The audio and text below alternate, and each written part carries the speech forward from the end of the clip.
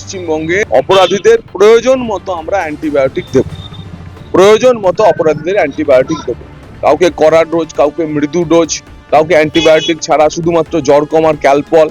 কিন্তু যে যেমন অপরাধী, যার যেমন স্তর, তাকে তেমনই অ্যান্টিবায়োটিক দিয়ে তার মধ্যে যে ব্যাকটেরিয়া রয়েছে সেই ব্যাকটেরিয়াকে আমরা দমন করে দেবো। বিজেপি ক্ষমতায় এলে যে যেমন অপরাধী তাকে তার প্রয়োজন অনুযায়ী অ্যান্টিবায়োটিক দেওয়া শুরু হবে।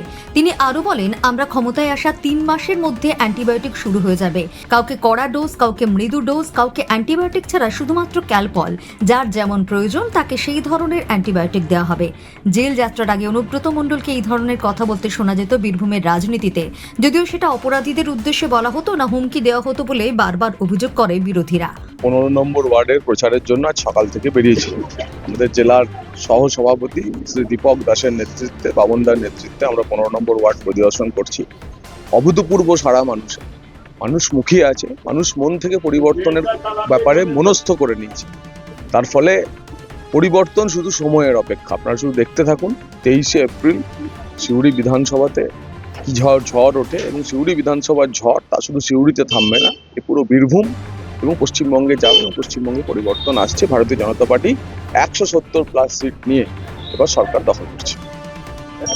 দেখুন, সারা ভারতবর্ষে যেখানেই বিজেপি শাসিত সরকার আছে সেখানে আইনের শাসন আছে, শাসকের আইন নেই। এবং পশ্চিমবঙ্গে যে শাসকের আইন চলে তা সম্প্রতি কালিয়াচকের মোথাবাড়ির ঘটনায় প্রমাণ হয়েছে, যেখানে 7 বিচারককে পর্যন্ত হেনস্থার মুখোমুখি হতে হয়েছে। সুপ্রিম কোর্ট একই কথা বলেছে। আমরা সরকারে আসার 3 মাসের মধ্যে পশ্চিমবঙ্গে রাজনীতিতে যে অপরাধীকরণ হয়েছে তাকে ঠান্ডা করে দেব। অপরাধীদের প্রয়োজন মতো আমরা অ্যান্টিবায়োটিক দেব, প্রয়োজন মতো অপরাধীদের অ্যান্টিবায়োটিক দেব। কাউকে কড়া ডোজ, কাউকে মৃদু ডোজ, কাউকে অ্যান্টিবায়োটিক ছাড়া শুধুমাত্র জ্বর কমার ক্যালপল। কিন্তু যে যেমন অপরাধী, যার যেমন স্তর, তাকে তেমনই অ্যান্টিবায়োটিক দিয়ে তার মধ্যে যে ব্যাকটেরিয়া রয়েছে সেই ব্যাকটেরিয়াকে আমরা দমন করে দেবো।